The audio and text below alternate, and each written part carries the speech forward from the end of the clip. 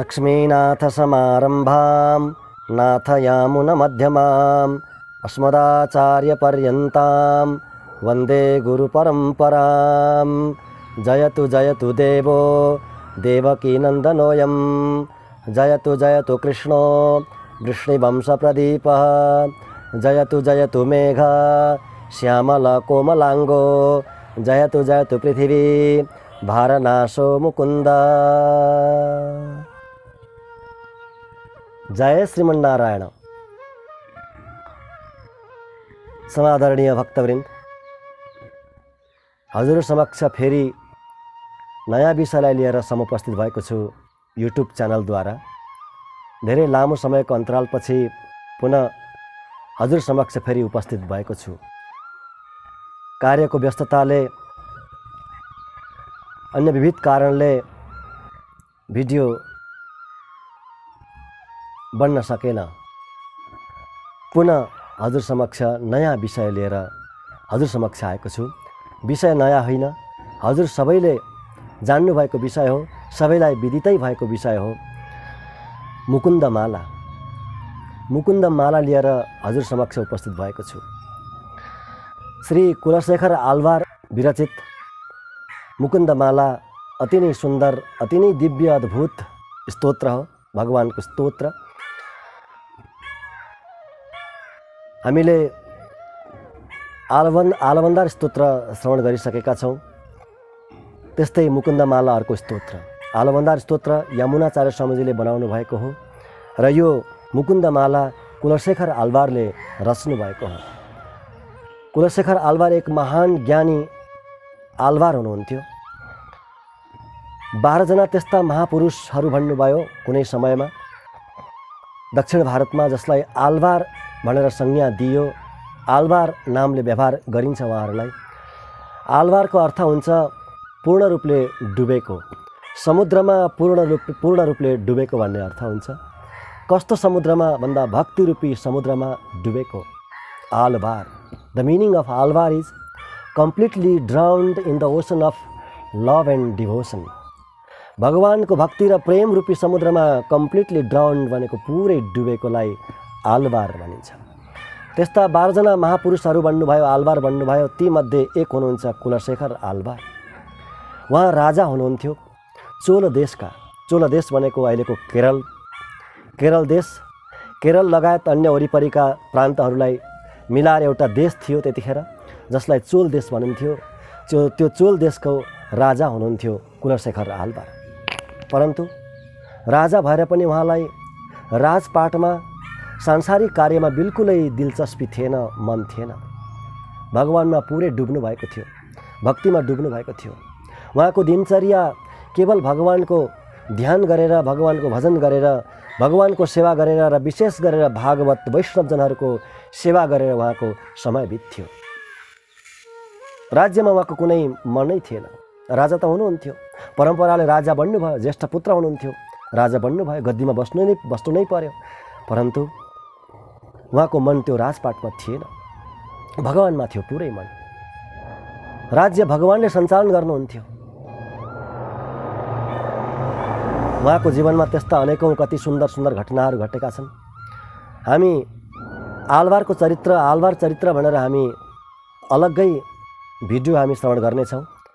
म भिडियो बनाउने छु अलग्गै, सबै आलवारहरूलाई मिलाएर, सबै आलवारहरूको चरित्र सरयोगीदेखि लिएर, पहिलो आलवार हुनुहुन्छ सरयोगी, भूतयोगी, महदायोगी, यसरी सबै 12 आलवारहरूको क्रमैले हामी जीवन चरित्र, उहाँका कृतिहरूको बारेमा श्रवण गर्नेछौँ।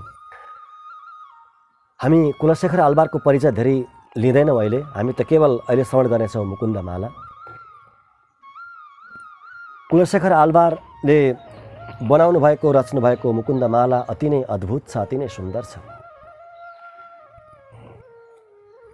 आलवन्दार स्तोत्र जस्तै आलवन्दार स्तोत्र बनाउनुभयो महान आचार्य यमुनाचार्य स्वामीजीले। त्योभन्दा पहिला नै महान आलवार कुलशेखर आलवारले बनाउनु भएको हो मुकुन्दमाला। यद्यपि यी दुईटा हेर्नु, जगतमा यी दुईटै स्तोत्र, आलवन्दार स्तोत्र, स्तोत्र रत्न र मुकुन्दमाला स्तोत्र, यी दुईटा स्तोत्र यति अद्भुत छन्, यति अद्भुत छन्। हेर्नु, यी स्तोत्रहरू केवल श्री वैष्णवका मात्रै होइनन्, जगतले स्वीकारेका यी दुई स्तोत्र हुन्।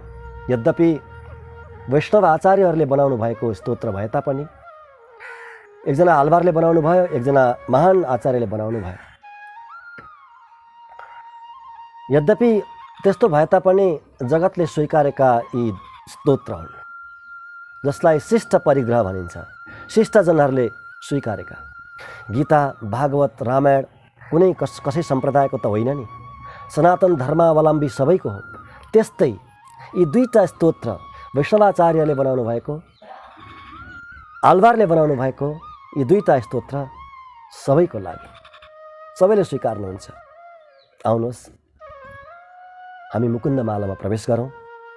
पहिलो श्लोक पहिलो होइन, यो कुलशेखर आलवारको वन्दना, कुलशेखर स्वामीको वन्दना। घुष्यते यस्य नगरे रङ्गयात्रा दिने दिने तदहं शिरसा वन्दे राजानं कुलशेखरम्। घुष्यते यस्य नगरे रङ्गयात्रा दिने दिने तदहं शिरसा वन्दे राजानं कुलशेखरम्। तं राजानं कुलशेखरं शिरसा अहम वन्दे। त्यस्ता राजा, महान राजा कुलशेखर नाम गरेका राजालाई म शिरले वन्दना गर्छु, शिर झुकाएर वन्दना गर्छु, साष्टाङ्ग गर्छु भन्नुभयो। कस्तो हुनुहुन्थ्यो राजा, कस्तो हुनुहुन्थ्यो? घुष्यते यस्य नगरे रङ्गयात्रा दिने दिने। उहाँको जीवनको घटना यहाँ उल्लेख गरिएको छ यो श्लोकमा। उहाँ कतिसम्म भगवानमा ओतप्रोत हुनुहुन्थ्यो, कतिसम्म भगवानमा त्यो भाव, भगवानप्रतिको भावले कतिसम्म तल्लीन हुनुहुन्थ्यो भन्दा प्रत्येक दिन रङ्गयात्राको लागि घोषणा गर्नुहुन्थ्यो। रङ्गनाथ भगवान हुनुहुन्छ श्रीरङ्गममा, तमिलनाडुमा। शयन गरेर सुत्नुभएको भगवान रङ्गनाथ भगवान अति नै प्राचीन भगवान, ब्रह्माजीद्वारा नै सेवित भगवान हुनुहुन्छ। ब्रह्माजीले सेवा गर्नु, भगवानबाट ब्रह्माजीले पाउनुभयो, ब्रह्माजीले मनुलाई दिनुभयो, मनुले इक्ष्वाकुलाई दिनुभयो, इक्ष्वाकु वंशमा भगवान रामको अवतार भयो, भगवान रामले पनि आराधना गर्नुभयो रङ्गनाथ भगवानको। अयोध्यामा हुनुहुन्थ्यो पहिला, त्यस पछाडि भगवान रामले विभीषणलाई हस्तान्तरण गर्नुभयो। रङ्गनाथ भगवान लङ्का लिएर जाँदै हुनुहुन्थ्यो, लङ्का प्रवेश गर्ने इच्छा थिएन रङ्गनाथ भगवानको। रङ्गनाथ भगवानलाई श्रीरङ्गमै बस्ने इच्छा थियो, त्यसैले श्रीरङ्गमै बस्नुभयो। त्यस्तो भगवान हुनुहुन्छ श्रीरङ्गमा रङ्गनाथ भगवान। भगवानको त्यो दिव्य देश, रङ्गनाथ भगवानको दिव्य देशको यात्राको लागि प्रत्येक दिन उद्घोष हुन्थ्यो राजदरबारबाट। कुलशेखर आलवारले उद्घोष गर्नुहुन्थ्यो, ढिन्डोरा पिट्नुहुन्थ्यो पुरै आफ्नो देशभरि। संसारबाट यति वैराग्य हुन्थ्यो आलवारलाई, यति विरक्त हुन्थ्यो आलवारलाई, सबै छोडेर जानको लागि तयार हुनुहुन्थ्यो श्रीरङ्गम। सबै राजपाट संसार छोडेर जाने, श्रीरङ्गममा बस्ने, वही भगवानको केही कैङ्कर्य गरेर, केही सेवा गरेर, झाडु पोछा लगाएर, लिपपोत केही नै जुन जे कैङ्कर्य मिल्छ त्यस्तो कैङ्कर्य गरेर, जे प्रसादको रूपमा जे खान मिल्छ त्यसैलाई स्वीकारेर बस्ने, त्यस्तो विचार आउँथ्यो प्रत्येक दिन, प्रत्येक क्षण त्यस्तो विचार आउँथ्यो आलवारको। अनि प्रत्येक दिन घोषणा गर्नुहुन्थ्यो, नगरा बजाएर, कहाली आदि बजाएर नगरवासीलाई, देशवासीलाई सबैलाई सुनाउनुहुन्थ्यो, म राजा कुलशेखर सबै छोडेर, राजपाट छोडेर म रङ्गनाथको यात्राको लागि जाँदैछु भोलि, श्रीरङ्गम जाँदैछु वहीँ बस्ने गरी सधैँभरलाई। जहिलेसम्म यो शरीर रहन्छ, जति आयु छ वहीँ गएर बिताउने, भगवानको सान्निध्यमा बसेर बिताउने, भगवानको कैङ्कर्य गरेर बिताउने, त्यहाँका महापुरुषहरूद्वारा केही श्रवण गरेर बिताउने, भगवत चर्चा श्रवण गरेर बिताउने। यदि मसँग कोही जानुहुन्छ भने सबैलाई स्वागत छ, जो जान चाहनुहुन्छ आउनु भनेर यसरी उद्घोष गरिदिनुहुन्थ्यो, यसरी घोषणा गरिदिनुहुन्थ्यो। घुष्यते यस्य नगरे, जसको नगरमा, कसको नगरमा? कुलशेखर आलवारको नगरमा, त्यो देशमा, चोल देशमा। घोषणा हुन्थ्यो घुष्यते यस्य नगरे। रङ्गयात्रा दिने दिने प्रत्येक दिन यस्तै घोषणा हुन्थ्यो। रङ्गयात्रा दिने दिने दिने दिने प्रत्येक दिन रङ्गनाथ भगवानको यात्राको लागि प्रत्येक दिन यस्तै घोषणा हुन्थ्यो। त्यस्ता राजा कुलशेखर राजालाई अहम म शिर झुकाएर वन्दना गर्छु, साष्टाङ्ग गर्छु भन्नुभएको छ। यो कुलशेखर आलवारको यो स्तुति हो, प्रार्थना हो। अब मन्त्रीहरूलाई साह्रै आपत पर्थ्यो हेर्नु। त्यस्तो उद्घोष गर्नुहुन्थ्यो, त्यस्तो सन्देश दिनुहुन्थ्यो सबैलाई। सबै मन्त्रीहरूलाई देशभरि त्यो सन्देश फैलाइदिनलाई आज्ञा दिनुहुन्थ्यो। अब मन्त्रीलाई आपत पर्थ्यो। राजा हिँडेपछि के हुने? राजा नभएको देशमा बस्नै हुँदैन। राजा नभएको देश कस्तो हुन्छ हामीले अहिले प्रत्यक्ष अनुभव गर्दैछौँ। त्यसमा पनि त्यस्तो धार्मिक राजा देशमा हेर्नु, धार्मिक राजा चाहिन्छ। धार्मिक राजा चाहिन्छ देशमा। यो कलियुगमा जतिसुकै उथल पुथल भए तापनि हेर्नु, देशमा, राष्ट्रमा, पृथ्वीमा धार्मिक राजा चाहिन्छ चाहिन्छ चाहिन्छ। कुलशेखर आलवार राजा। मन्त्रीहरूलाई आपत पर्थ्यो साह्रै।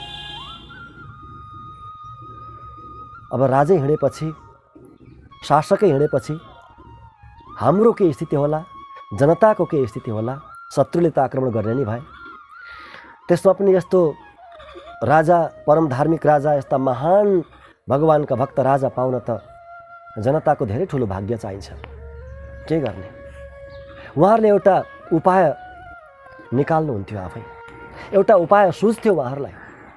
राजा भागवत प्रेमी हुनुहुन्छ। भगवत प्रेमी भन्दा पनि भागवत प्रेमी हुनुहुन्छ राजा कुलशेखर आलवार। वैष्णवजनहरूलाई अत्यन्तै प्रेम गर्नुहुन्छ, अत्यधिक प्रेम गर्नुहुन्छ। भगवानलाई भन्दा पनि बढी प्रेम गर्नुहुन्छ, बढी आदर गर्नुहुन्छ, बढी गौरव गर्नुहुन्छ भागवतमा। यो थाहा थियो मन्त्रीहरूलाई। राजा त अब तयार भइसक्नु भएको छ हिँड्नको लागि, यात्रा गर्नको लागि। कोही जाँदैन भने म एक्लै जान्छु नि, के भयो त भनेर। जब हिँड्न तयार हुनुहुन्थ्यो, भागवतहरूलाई पहिले नै भन्नुहुन्थ्यो मन्त्रीहरूले, वैष्णवहरूलाई, तपाईँहरू आइहाल्नु है, प्रत्येक दिन यो समयमा हजुरहरू आइहाल्नु, दरबारमा आइहाल्नु। यस्तो भागवतहरूलाई उहाँहरूले पहिला नै सबैलाई भन्नुहुन्थ्यो, सूचित गर्नुहुन्थ्यो, कान फुक्नुहुन्थ्यो गएर भागवतहरूलाई, वैष्णवजनहरूलाई। राजा हिँड्ने बेलामा त्यो समयमा प्रत्येक दिन यसरी वैष्णवहरू आउनुहुन्थ्यो घरमा, राजाको दरबारमा वैष्णव आउनुहुन्थ्यो। वैष्णवहरू आएपछि त यात्रा रोकिन्थ्यो। ओहो, वैष्णवहरू आउनुभयो, फेरि भोलि जाउँला नि, के भयो र? रङ्गनाथ भगवान त हुँदै हुनुहुन्छ, भोलि जाउँला। भागवतको सेवा कहाँ पाइन्छ? भागवतको दर्शन कहाँ पाइन्छ र फेरि? चलो आज पहिला भागवतको सेवा गरौँ, भागवतसँग बसौँ, फेरि भोलि देखा जाएगा, भोलि जाउँला। त्यो दिन बित्थ्यो। भोलिपल्ट त्यसरी नै आउनुहुन्थ्यो वैष्णवजनहरू, पर्सिपल्ट त्यसरी नै आउनुहुन्थ्यो। प्रत्येक दिन यसरी मन्त्रीहरूले त्यो उपाय निकाल्नु भएको थियो। प्रत्येक दिन वैष्णवजनहरू यसरी आउनुहुन्थ्यो र राजाको यात्रा रोकिन्थ्यो र त्यो देशमा राजा बनेर बसिरहनु भयो कुलशेखर आलवार। यही हो यो श्लोकको अर्थ। घुष्यते यस्य नगरे रङ्गयात्रा दिने दिने तदहम शिरसा वन्दे राजानम कुलशेखरम। जसको नगरमा प्रत्येक दिन यसरी रङ्गयात्राको घोषणा हुन्थ्यो, त्यस्ता राजा कुलशेखर, महान राजा कुलशेखरलाई म शिर झुकाएर वन्दना गर्छु भन्नुभएको छ यो श्लोकमा। र अब सुरु हुन्छ। अब मुकुन्दमाला स्तोत्र अब सुरु हुन्छ। पहिलो नम्बर, श्रीवल्लभेति वरदेति दया परेति भक्ता प्रियेति भवलुण्ठन कोविदेति नाथेति नागशयनेति जगन् निवासे त्यालापिनं प्रतिदिनं कुरु मां मुकुन्द। भगवानसँग प्रार्थना गर्नुभयो, मुकुन्द भगवानसँग प्रार्थना गर्नुभयो पहिलो श्लोकमा। भगवानसँग आफूलाई केही बनाइदिनको लागि प्रार्थना गर्दै हुनुहुन्छ।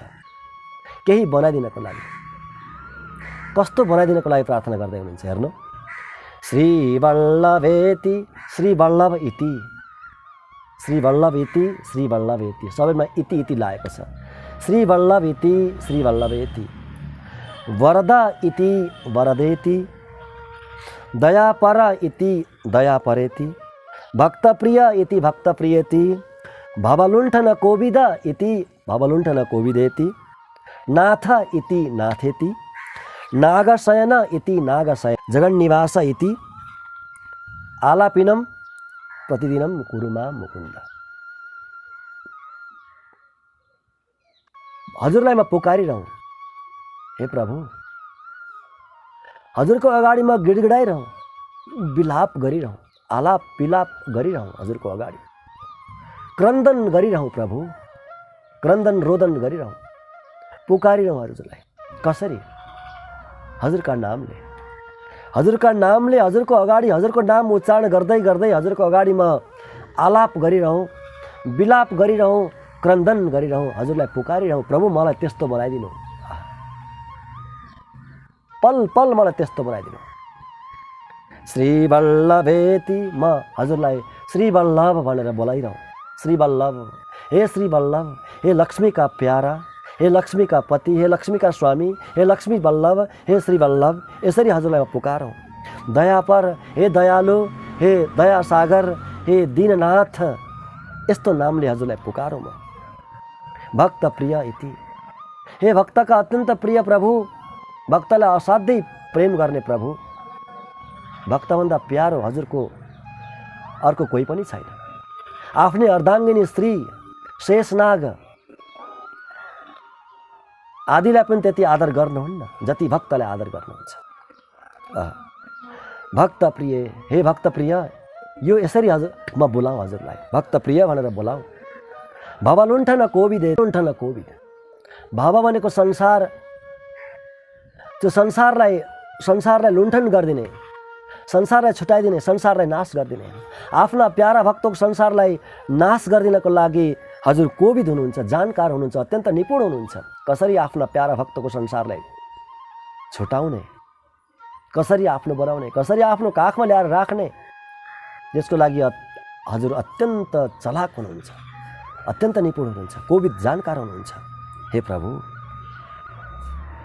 हजुरलाई म पुकारिरहँ।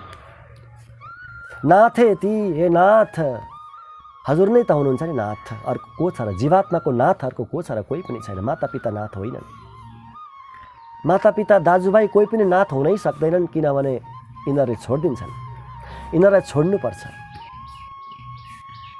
उनीहरूले छोड्छन्, आफूले पनि छोडिन्छ, त्यसले यी नाथ बन्नै सक्दैनन्। अनादि र अनन्त नाथ त हजुर मात्रै हुनुहुन्छ, वास्तविक आत्माका नाथ हजुर परमात्मा। त्यसैले हे नाथ भनेर म पुकारिरहँ हजुरलाई। नागशयन यति, शेष साई हे प्रभु, शेषमा शयन गर्ने हे प्रभु, नागशयन, शेषमा शयन गर्ने प्रभु, यसरी म हजुरलाई पुकारौँ। जगन निवास, जगतमा निवास गर्ने हुनुहुन्छ हजुर, कण कणमा, कण कणमा परमात्मा रूपले, अन्तर्यामी रूपले बस्नुहुन्छ हजुर।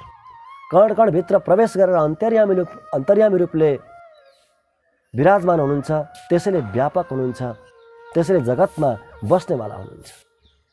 जगतमा हजुर बस्नुभएको छ, जगत हजुरमा बसेको छ, हजुर जगतको आधार हुनुहुन्छ।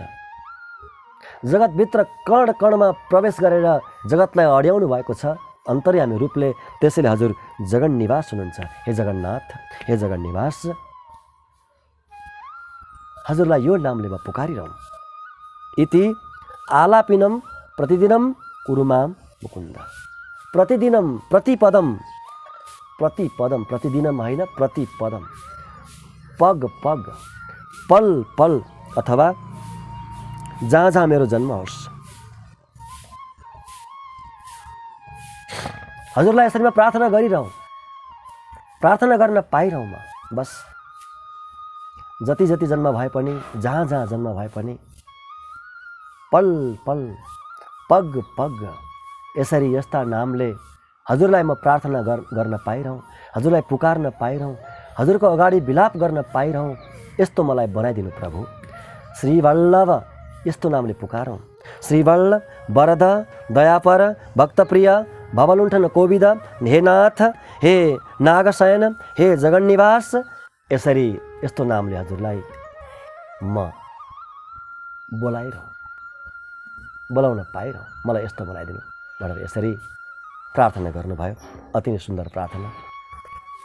हामी यो मुकुन्दमालालाई प्रत्येक एपिसोडमा यसरी श्रवण गर्दै गर्दै जानेछौँ। हजुरले श्रवण गर्दै जानुहोला। हस्त। जय श्रीमन्नारायण।